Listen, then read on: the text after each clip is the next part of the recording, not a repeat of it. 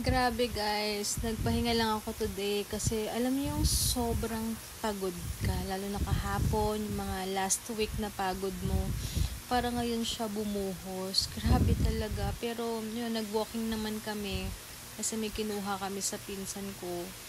And thank God kasi yung mood ni daddy ngayon, yung gamot niya kasi na nakakatulong din sa seizure niya and yung 1/4 na yun kasi panggamot din siya sa anxiety, mga ganyan, pampatulog, sabi ni Doc Gascon, yun daw yung mga pinapainom sa mga pag sa mga clubbing, pag gusto mong patulugin yung isang tao nilagay sa drink, yun daw yun. Kaya mahigpit din yung mercury doon about sa gamot na yun kasi talagang but anyway, ginawa kasi ni Doc 1/4 sa umaga. Dapat 1/4 sa umaga yun, 1/4 sa 3 p.m. or 2 p.m. tapos 1/4 sa gabi. Ginawa ni Doc isa sa umaga, dalawang 1/4 sa gabi. So mas okay yung mood niya ngayon. Meron pala akong white tea na, but anyway, yun pala yun. So ano ba yung gamot niyan? Something siya eh. Kalimutan ko. So yun nga guys, ganun pala siya. Ang nangyari ngayon, good mood siya. Hindi siya masyadong grumpy ngayon. Hindi masama ugali niya. Tapos, describe. nakapaghugas siya ng pinggan ngayon. Nasa siya, hindi siya yung parang pag uminom ka nun, di ba, kahit umidip ka, gumugrogi-groging ganyan siya, parang left and right. Sobrang antok talaga. So, sabi ni Doc, sige, pag gawin ko na umaga 1/4, sa baba, sa gabi, dalawang 1/4 na lang. Kasi dati 3 times a day yun. So, in-adjust ni Doc. Buti na lang talaga. Kasi okay siya. Tsaka nasa tamang pag-iisip. Hindi siya nakakabuisit. Kasi minsan parang dadagdag siya sa pagod mo, yung ugali niya. Ganun. Which is, minsan naiintindihan ko, minsan hindi pagpagod ako. Depende rin sa mood ko. Katayin siya. Pero, promise guys, yun yung parang nakakapagod din kasi minsan. At katulad niya, minsan gusto niya magkape. Matigas ulo niya. Talagang sabi niya, coffee is life. Kasi kung anong gusto mo, magkasakit ka ulit, ganito, ganyan. Pero sabi naman ni Doc, pwede na siyang magkape after 2 weeks ng kanya, or hindi, after ng after ng steroids mo. Kasi kukontra siya sa steroids mo, dad eh. So, after steroids niya ng 2 weeks, pwede na siya. Pero, once na matapos yung steroids, yung kape niya, 1 espresso shot lang, hindi siya pwedeng super dalawa. 1 lang talaga with milk. Bawal siya sa brewed. Sa work, may milk. Bawal siya sa may sugar. Bawal siya sa brewed, guys. Doon may milk dapat tsaka sugar, and hindi siya pwede yung sobrang tapang na kape. Yun. So yun nga eh. Yun minsan kaya nag-rant ako minsan kasi yung realidad ng buhay. And yun yung nafe-feel ko talaga ng sobrang pagod. Alam mo yung pagod ka na tapos magiging grumpy siya, yung ugali niya iba. Mas dumadagdag talaga sa pagod, guys. Pero minsan isipin ko, okay, hindi naman talaga. Buti na lang talaga hindi siya ganun before. Hindi siya ganun before. Kaya minsan pag umaga, okay na. Kung maya-maya, okay na. Pero kapag gusto ko mag-rant, nag-rant talaga ako. Kasi gusto ko i-release yung feelings ko. Kasi, parang alam mo yun, hindi naman ako nagpapapansin or gusto ko ng attention. Ito yung realidad ng buhay kapag may ganito kang dinidil na pasyente, guys. Diba? At or alaga na lang para hindi masyadong pangit sa pandinig niya. Naman nag-react talaga siya. Ang harsh mo. And ayun, itong araw na to, nag-work from home siya, okay naman siya. Nakaraos siya ng isang araw. Work from home siya for 1 month. And then after a month, na siya, balik na siya sa work. Pero hopefully, God willing, wala siyang give him the chips, dad. Wala siyang seizure for this month of July. Para tuloy-tuloy na. But I know God is in control. Kampante ako, guys, na na yan, okay na yan. Kasi nagsi-steroids na din siya. Steroids niya, guys, dahil dun sa peklat na lumaki. Normal daw yun kapag nagpa-SRS ka. Ayun, kasi daw yun eh, pampalisin yun. So, siguro after 2 months or ganyan, MRI ulit or EEG, depende, guys. Pero, importante na kokontrol siya ng gamot niya. Thank you, Lord, talaga. Yun yung gamot talaga importante. So guys, di bali huwag kayong mag-alala, mag-update ako everyday kung ano nangyari sa araw na to about kay Heinz kasi nakikita ko talagang gusto nyo rin ng update kasi nakikita ko sa mga stories ko, grabe yung mga views. Ibig sabihin, interested kayo sa nangyayari. Pero huwag kayong mag-alala kasi magiging transparent naman talaga ako. At hindi man ako hindi ko ito kinakahiyan. Ito pinagdadaanan namin, ito naramdaman ko. Ganyan. Tsura, kasi nga, ito yung totoong buhay. Ito yung real dead. Ano pa itatago ko, guys? Para at least kapag nagdaan kayo kung hindi man same scenario hindi naman brain tumor or what, or if ever lang yung husband nyo, or ikaw, or something na tatay nyo na, pero di ko ini-wish na mangyari sa iyo. Just in case na magpagdaanan nyo to, at least nakita nyo kung paano ko ino-overcome tong mga bagay-bagay na to, or kung paano ko siya na-overcome. 'Di ba? At least rin kayo aware din po talaga kayo. Ito yung panghahawakan. And alam niyo, and kung meron man dito na nag-wish na hindi maganda or what, nag-iisip na hindi maganda. Pala tayo ng Toy Story. Tayo dalawa. Yeah. Alam ko naman na God is in control. Above everything, guys, above everything, si God pa rin ang nagkokontrol ng buhay natin. Kasi kung iisipin mo, nag-uuskay na kasi may punta kami sa pinsa namin. Check this. Tapos may naisip ako na kaya pala ganito yung nangyari sa atin kasi alam ni God na mangyayari pala to. Kasi kung hindi natin parang ang dami naming realization, sabi nga ni Daddy. Sorry. And me. Sorry. Sabi nga ni Heinz na ngayon nakita mo na yung purpose kung bakit pala ganon siya. So, alam ko na parang lahat ng nangyayari sa buhay natin is kontrolado ni God. Alam niya na yung future, kaya inalaw niya mangyari yun. Kaya hindi ako iniwala sa mga sabi-sabi na kung ano-ano man. Kasi alam ko na si God yung nagko-control ng buhay natin. Kung mangyayari. Pag hindi. Kasi minsan may gusto tayong mangyari sa buhay natin, hindi siya nangyayari kasi hindi yun yung will ni God sa atin kasi pinoprotektahan niya tayo or hindi talaga yun para sa atin. 'Di ba? Yeah. See, Daddy so strong now, oh. 'Di ba? So, yun yung naiisip ko. Kasi, tsaka alam mo, matakot ka kapag masama ugali mo. Oy, careful ha. Matakot ka, Daddy. Matakot ka kapag masama ugali mo. Siyempre, mag-expect ka pa ng good karma.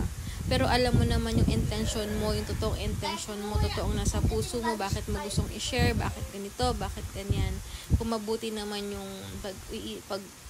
intention mo, wala kang kailangan ipag-worry at walang nakakahiya dun. Kasi lahat naman tayo may problema. Kanya-kanya lang tayong, di ba? Yun. Oo, basta may ako na alam ko na. Basta yun nga, guys. And pero yun. turo mo sa akin, di ba? Ha? Tuturo mo sa akin, di ba? Ang alin? Di ba ang kulit? Yung gamot. Oo, mamaya. Wait lang, ha? Wait lang. Ayun nga, guys. Yun yung, yung, diba, wala tayong, kapag, alam mo, nagdaan ka na ng super pinagdaanan mo, mawawala na yung takot mo, yung hiya mo, basta mabuti yung intention mo, guys, eh. Parang wala ka nang pake sa mga isipin ng ibang tao, kasi alam mo yung totoong intention. Ganoon naman talaga sa buhay. Pag alam mo yung totoong intention sa heart mo, wala kang ibang masamang intention or what. As in, nagiging free ka na alam mo yung sinasabi mo, alam mo yung ginagawa mo, alam mo yung totoong pinaglalaban mo, bakit mo to ginagawa. Kasi grabe yung pinagdaanan ko. Kaya alam ko na talagang God is in control. Nakita nyo naman ako, diba? Yung emotion ko, roller coaster din. Yung emotion, guys, at yung buhay, parang roller coaster lang yan. Alam mo yun, parang ganun-ganun talaga siya. Minsan okay ka, minsan hindi, minsan okay. Parang sa buhay, diba? Tsaka hindi naman forever, wala namang tao na parang puro success lang. Wala namang taong puro nasa ganito lang. Tayo pa rin yung may desisyon sa buhay natin. At kung alam natin talaga yung ginagawa natin at alam natin yung mga promises ni God and alam natin kung paano siya mag-work sa buhay natin. May mga times lang na, what's that? Give it to me. Yeah, may mga times lang na human nature na napapagod, nag-worry. Give it to me. Nag-worry tayo and all. Na normal, human nature lang naman na ganun yung mararamdaman natin, pero at the end of the day, sabi nga na show up pa rin at talagang gumawa tayo ng ways para mabago yung buhay natin, yung sitwasyon natin. And wala tayong dapat ikatakot kapag alam mo kung paano dumiskarte sa buhay, yung hindi ka tatamad-tamad or palaasa ka dyan, guys. Wala tayong dapat ikatakot sa buhay. Babagsak lang tayo minsan pero babangon talaga tayo mas wiser and stronger. Ganoon naman sa life eh. Wala naman talaga nagsa-start na sobrang andun ka na agad sa peak na yun. Mas okay na lang na paunti-unti kang umaangat kesa nandun ka na sa peak mo and then bigla ka na nang babagsak. Mas okay nang slowly but surely at pang long term. Tsaka mas okay na lang pinagdadaanan ka kasi talagang dun ka magiging wise. Kapag takot ka na magkamali, takot kang bumagsak ulit. Nako, hindi ka mag-grow. Mahirap mag-grow talaga. Kaya kailangan, ako kahit ganito yung sitwasyon namin, thankful pa rin ako. Dahil kayo sinasabi sa inyo, marami pa na akong bagay na nagiging thankful pa rin ako na kahit ganito yung sitwasyon namin. Kasi magkakasama kami hinaharap to. At ayun nga, hanggat kaya ko mag-share sa inyo, mag-share ako as much as possible, magiging transparent ako sa inyo. Hindi ko na naiisip minsan na parang, sige isipin yun, yung mga ibang tao na, natutuwa pa. For sure, hindi naman lahat. 'Di ba? Hindi naman lahat concern sa iyo. Hindi naman lahat kayo dito na nanonood sa akin. Concern naman talaga yung iba natutuwa, iba parang ayan kasi ganto ganyan, iba malungkot talaga, yung iba inaantay ka lang talaga magkamali pa or bumagsak ka palalo, pero hindi naniniwala ako 100% o 200,000% o 1,000,000% hindi tayo hahayaan ni God as long na alam niyang wala tayong ginagawang masama. At alam niyo yung puso natin, 'di ba? Sa mga nanonood sa akin na 500 to 1,000 views ako sa my stories ngayon or more, alam ko naman dyan, hindi naman lahat concern yan eh. Alam ko yung iba dyan, chismis lang or what. Just be real, guys. Pero, alam ko na si God nakikita lahat yan. Okay? Alam rin niya lahat ng intention niyo sa isang tao. And, yun lang. And realize ko talaga guys, kapag dumaan ka sa talagang butas ng karayom ng life na wala ka ng choice kung hindi kumapit kay God, marami kang matututunan, marami kang ma-realize sa buhay. As in, at mawawalan ka ng takot, mawawalan ka ng pake, at gagawa ka talaga. Bibigyan ka niya ng wisdom paano ka makakabangon. As in, makikita mo lahat ng perfect timing, perfect tao na ginagamit niya for you to para mag-help ulit sa'yo na makabangon ka. Grabe talaga, grabe. Minsan mga taong hindi mo pa ina-expect, yun pa yung mga tao talaga na may tiwala at tutulungan ka talaga. Kasi sila yung ginagamit ni God para makarecover ka. Galing lang. Tsaka ngayon ko lang na-realize na wala palang masamang mag-ask ng help. Kasi ako dati kahit na feeling ko talagang wala akong katapusan, feeling ko kaya ko lahat. Na hindi ko kailangan ng help, lahat kinakaya ko, hindi pala. Tsaka to be honest guys, hindi lang to yung pinagdadaanan ko, hindi lang si Heinz ang pinagdadaanan ko, or everything.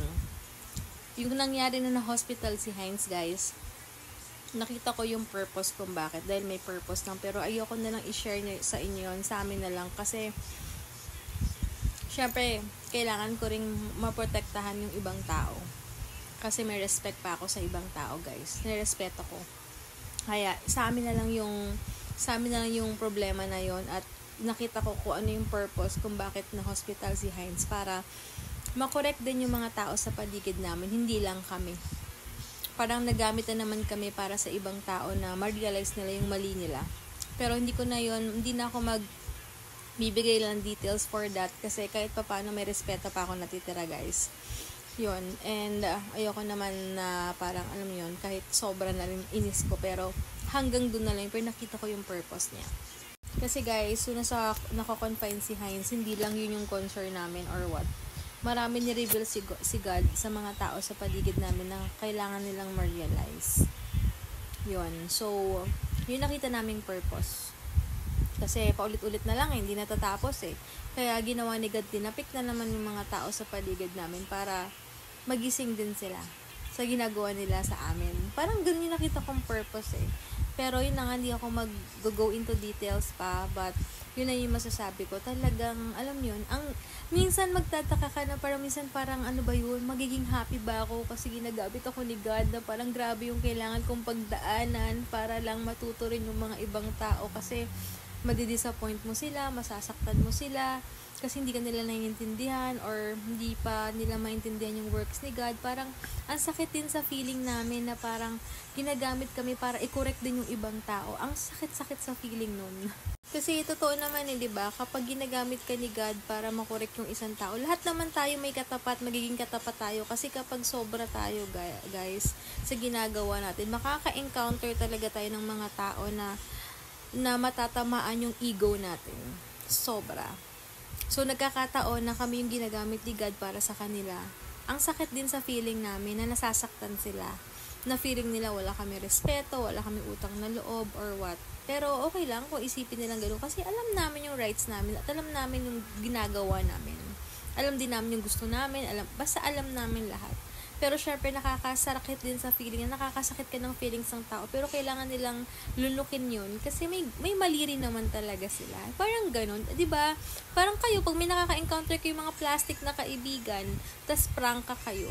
Feeling nila ang sama-sama yun na, pero yun yung katapat nyo na para matuto sila. Yun yung purpose nyo lang sa buhay nila. Parang ganun, gets nyo ba? Basta yun na yun.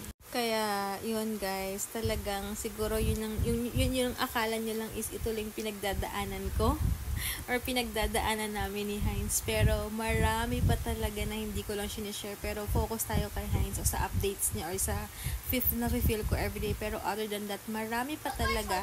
Pero marunong lang din talaga akong mag-set na ng boundaries. Kaya hindi na siya masyadong hindi ko na siya masyadong iniinda.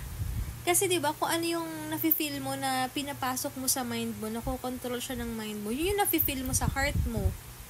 So, pansin nyo, ang lagi ko lang focus si Heinz, yung update namin, pero yung mga ibang problema ko pa, hindi ko na siya sinishare sa inyo, hindi ako nakikitaan ng any negativity about doon, kundi yung pagod ko lang, pero yung ibang problema ko, hindi ko na sinishare, kasi hindi na din siya pumapasok sa isip, sa heart ko, tsaka isip ko, kasi marunong na ako mag-set ng boundaries, kung ano lang yung important sa akin, yun lang talaga.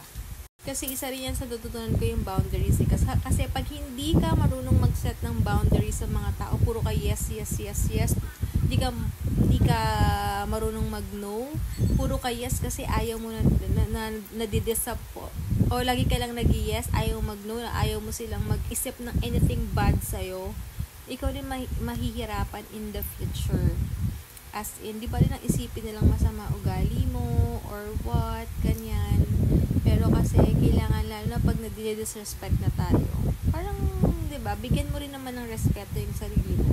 Hindi naman lahat talaga magugustuhan ka. Kasi lahat ng gusto ka talaga dyan, guys. Mamahalin ka yan kahit magkamali ka, kahit anong gawin mo sa buhay mo. Mahal ka niyan. Hindi ka iiwan yan. I-guide ka pa yan. I-correct ka pa yan. Pero yung mga hindi takot mag-correct sa'yo or what, ganyan. O, binajudge ka agad, konting mali mo, ay, mag-isip ka na. Hindi siya para sa'yo. Kasi guys, napagdaanan ko na yung takot na takot akong ma-judge, takot akong mabash, takot akong masabihan ng masama or pangit about me. Gusto ko parang gusto ko naaayon lahat sa akin. Naging people pleaser naman ako for some time. Pero, sa napagdaanan ko, hindi pala siya nagmamatter. Ang importante talaga yung heart mo na tingin ni God sa'yo kasi iba talaga. Hindi kasi naniniwala na-realize ko rin na yung mga taong magsistay, yung mahal ka, magsistay talaga kahit anong mangyari. Yun, nandiyan pa rin sila. Kahit hindi ka nila kausapin or nag-o-observe sila na parang, ano pa lang to niya, parang nangyari lang yan siguro kasi kailangan niya mag-mature, ganyan. Pero yung mga taong iniwan ka na biglaan parang hindi ka nga nakausap diba? Nag-feeling na nagkamali ka, tas dami ng mga satsat. Yun yung mga talagang taong, sabi nga niya, since day one, hate ka na nun. Nag-aantay lang ng mali mo yun. Dad? Kanina? Naputol, yes? Ano yan? Paulit-ulit lang yun. Paulit-ulit niya sinasabi sa akin talaga yun, guys. Paulit-ulit kung talaga. Kasi marami kaming friends talaga nag-stay sa amin na parang hindi naniwala. Pero ilan lang, nabilang mo lang sa daliri mo. Yeah. Yung nag-stay talaga na hindi sila naniniwala sa nangyari sa sinabi ko and all. Konti lang talaga. Kasi kilala ka naman nila. Sabi guys, grabe ako sa ka-vocal. Kahit madaldal ako, kahit nagsasabi ako ng hindi maganda sa ibang tao, may reason ako kung bakit ko sinabi yun. Hindi ako basta-basta nagke-create lang or nagkakathang isip or nagke-create ng pang-chismis lang. Lagi ako may basis kasi ayaw nang ganun, yung gagawa ka ng story para ma-hate mo na isang tao. Nope. Never kong ginawa sa buhay ko yun. Alam ni God yun na never ako nagawa ng kwento. Kapag may sinabi ako sa isang tao, pinagkatiwalaan kita, at may basis ako kung bakit ko sinabi yun, pero never ako nag-create ng any bad something. Never akong nag-create ng story about kunwari kay Heinz para i-hate mo lang siya. Lagi ako may basis, di ba, Daddy? Hindi ako yung parang, uy, ganito, ganyan, sinabi ka, kahit hindi naman. Kasi ayoko nang ganun. Kasi alam niyo naman, since day one, very transparent ako. Kaya nga hindi ako masyado nagkaroon ng maraming viewers eh. Kaya nga hindi ako gusto ng mga tao kasi prank ako. Hindi lahat makakaintindi. Kasi kung ako, sobrang pa angelic Kimberly tayo dyan, pa people pleaser and all, for sure ang dami kong mga and for the hype lang ako, for sure ang dami na, siguro baka may million followers na ako and nasa na ako, pero hindi kasi ever since nagpapakatotoo ako, kasi baliktad sa social media the more nagpapakatotoo ka, hinihate ka nila kasi parang minsan ayaw nilang matamaan yung ego nila, gusto nila parang nakalagi ka lang nakaano sa kanila, ano yung tawag doon, gusto lang nila yung parang satisfy mo yung gusto nila, yung mga ganon. Hindi ako yun. And kung ako magagamit lang na friend or what, ang dami kong pwedeng kapitan talaga eh. Nasikat na ngayon. Pero I chose not to do it kasi gusto ko yung may sarili talaga ako. Okay lang na hindi ako magkaroon ng masyadong maraming followers or what, kasi gusto ko authentic talaga, and gusto ko slowly but surely, ayoko makisabay sa trend na for the clout lang, ayoko nun guys, gusto ko yung matitira talaga yung totoong followers talaga, totoong nakasubaybay sa'yo, kasi kung ako for the clout lang, ang dali na maggawin yan, pero hindi kaya ng konsensya ko, at it's not me. And alam niyo kung gaano ako ka-prangka since day one. Wala akong tinatago sa inyo. Minsan nainis na yung mga friends ko, oversharing, hindi eh. Kasi kung ito yung pag-oversharing ko sa inyo is totoo naman at marami ko na-inspire at ito talaga yung purpose ko, it will not stop me na isipin pa yung mga ganong opinion, diba? And kasi iba-iba tayo ng purpose sa life eh. Hindi kasi pwede siya yung parang mag-work sa akin, mag-work sa'yo, parang ganyan. Bawa, ikaw hindi ka ma-share. So, ako, ma-share siya, ganyan. Hindi siya pwedeng pareho nag-work. Oo, hindi siya ganun eh. Kung ito yung purpose ko, nag-share ako sa inyo ng daily life ko, daily updates ko, or nangyayari sa buhay namin para makapagpa-inspire, makasave ng soul, hindi ko siya pipigilan at hindi ako mahihiyang maging open sa inyo kasi ito yung realidad ng buhay. Hindi ako magpapaganda lang ng image sa inyo. It's not me. Na for the lang, alam niyo yun, kilala niyo ako ever since talagang followers, kung followers kayo. Kasi nga sinasabi ko sa inyo, kung for the clout lang ako, after lang din ako sa fame and money, guys, matagal na pwede ko siyang gawin eh. Kasi marami akong nakilalang sumikat na before. Pero, tingnan mo yung mga sikat before, hindi na sila, madami nang masikat sa kanila, diba? Hindi siya pang long term talaga, yung fame is just temporary lang din talaga. Diba? And siguro hindi ako pinapunta ni God for makeup, for travel, or pang food, or what. Gusto niya mag-share ako about His miracles, about His goodness. Hindi ako siguro para into something na ganun. Kasi gusto niya set apart ka. Kasi gagawin kita na ganito ka in the future. Sige, gamitin mo lang, mag-start ka lang dyan. Pero iba yung niya, iba yung plan niya for me. Hindi ako for the clout lang. Gusto niya siguro pang long term ako. Kasi ang long term, ito yung nasabi kong long term kasi ang dami ko na experience. Ang dami talaga. Sa pagyayabang, guys. Nag-gain talaga ako ng wisdom din talaga. Kaya ako nakapag-share sa inyo. And it's because of God. Lagi kong kinikredit siya. Kasi sa kanya naman to galing. Kasi kung ako lang, di ko to kaya eh. Diba? Yun lang. Minsan kapag minsan pinipilit mo na, sige, aralin natin to. Okay lang mag-adapt tayo, guys. Pero kung iba yung plano ni God para sa atin, yun talaga. Iba talaga. At gusto niya set apart ka sa mga iba na. Kasi yung makeup and everything, andyan lang yan eh. At temporary lang na, okay, sikat ka. And ang dami ng mga influencers ngayon, diba? Dami ng content creator na talagang nag-uusbungan, diba? Yung mga dati, parang iba na rin yung mga tumatanda na rin yung iba naman, mga ganun bagay-bagay. So, pang lang siya, temporary lang, pang short term lang, guys. Pero kasi yung word ni God, yung wisdom mo, yung strength na share mo, hanggang pagtanda mo, kaya mo yung i-share, guys. At marami ka pang masisave na soul at mga tao na nangangailangan. Lalo na ngayon, guys, hindi naman lahat into makeup. Ang dami ng problema ng mundo. Diba, maisip po ba mo mag-makeup? But, don't get me wrong guys walang masama kung into makeup ka. I mean, kung yan yung skills mo. Marami akong kakilala or mayroon akong kakilala na into makeup siya guys. As in, na CEO pa siya, pero grabe tumulong sa kapwa niya. Walang masama. Kasi yan yung ano mo eh. Yan siya. Yan yung purpose niya. What I mean is, hindi lang talaga ako hinayaan ni God doon sa porte na yun. Kahit marunong naman ako mag-makeup, mag-ayos ako sa sarili ko. Iba-iba kasi tayo. Pwedeng ikaw yun yung skills na binigay sa'yo ni God, dyan ka magpa-prosper, dyan yung way mo para i-share yung blessings mo, like yung kakilala ko nga, yung coach na yun.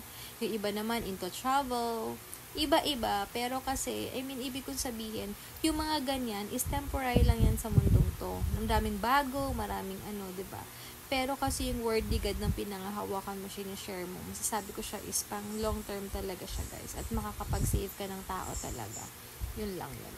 Yun lang, and na-realize din namin na kaya ka dinala ni God dyan sa purpose mo na yan is to be a blessing din talaga. Kaya yun ang gagawin ko. Actually, nakausap nga yung brother, yung si Jai. Brother-in-law na talaga tawag ko. Future brother-in-law, boyfriend ni Sandra. Kasi nag-hospital yung nanay niya, and nag-usap kami nung Sunday, nag-sharing kami for parang 30 minutes. Sabi niya, alam mo te, na ma-overcome ko rin to, mga nangyayari sa amin. Katulad sinabi ko, gusto rin niya na mag-share ng blessings kapag naka-recover sila sa mga taong may sakit, nag-maintenance, ganyan. Kasi, grabe talaga, hindi talaga biro talaga pag may maintenance ka. At di namin ina-expect, at our age, suki na kami ng hospital, may maintenance na si Heinz. Pero okay lang kasi may purpose naman. Diba? At nakikita ko yung mga messages ko sa Instagram, sa TikTok and all, na marami rin talagang silang na-realize sa buhay sa pinagdadaanan namin, which is sobrang okay sa akin yun. So, ayun lang guys, and sana may tutunan kayo sa simple my story ko lang ngayon. Siguro kasi nakapag-rest yung mind ko kanina, and hindi ko alam kung bakit ko to sinishare sa inyo na ang dami nung pumasok sa isip ko. Alam naman, minsan lang ako magkaroon ng chance na ganito. Which is, ayun, thank you God sa pag-guide sa akin sa sinasabi ko. Pero sana naman may natutunan kayo, diba? So, ayun lang, just be grateful and thankful kung ano mang meron tayo. Kahit may mga nangyari hindi maganda, tignan nyo pa rin yung mga something na nasa paligid nyo na maging grateful kayo. Diba? Yun lang naman yun eh. At it's not all about the money na para maging masaya ka sa mundong to. Ang dami rin, alam mo, may ibang topic tayo dyan na na-realize namin na grabe pala yung ginagawa rin namin before ng mga bata pa kami. Siguro pinagtatawanan kami ng mga taong may pinagdaanan na before. Mga ganon. Basta, ibang topic naman yan. Pero kung may question kayo, just let me know. Sasagutin ko yan, guys.